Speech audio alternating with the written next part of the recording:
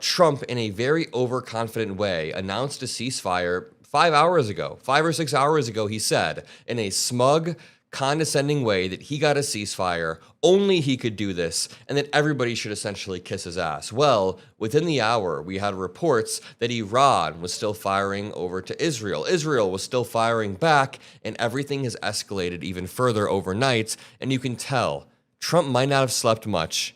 If he did sleep, he's cranky, and we even have this confirmed by reports. Bill Malugin says, Trump frustration with Israel and Iran boiling over as he departs the White House to a NATO summit at The Hague this morning. Quote, they don't know what the F they're doing. Ron Filipkowski says, but I was assured this was over. A total victory. Trump is a genius, and they are awarding him 34 Nobel Peace Prizes. You know, the craziest part is just looking at Donald Trump's Truth Social. 6 hours ago, if you look at the screen, 6 hours ago, he tweeted, the ceasefire is now in effect. Please do not violate it. Donald J. Trump, President of the United States. He then sends out a long post about Jerome Powell. Then he says 30 minutes ago, Israel, do not drop those bombs. If you do, it is a major violation. Bring your pilots home now. Donald J. Trump, President of the United States. You can see in real time everything being broken within 6 hours. And by the way, it didn't even take 6 hours. There were reports of the ceasefire being broken within the hour it took effect.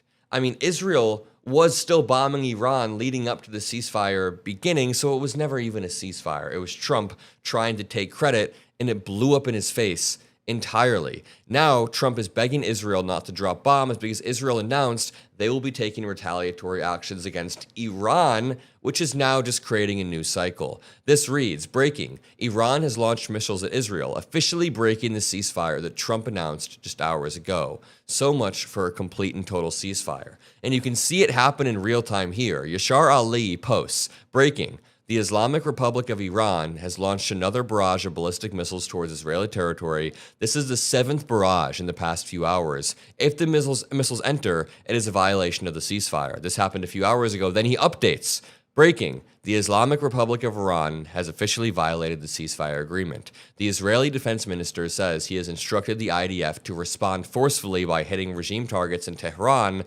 thus escalating, thus continuing the cycle. And this brings me all the way back around to this clip of Donald Trump speaking to reporters on the White House lawn right before departing to a NATO summit at The Hague. He's essentially saying in this clip he has lost control of the conflict. And over the past 12 hours, he's tried to claim victory after victory, but the situation has continued to unravel at a stunning pace. There were still missiles being exchanged, and it resulted in this. Israel says 3 killed, an Iranian barrage after Trump announces ceasefire.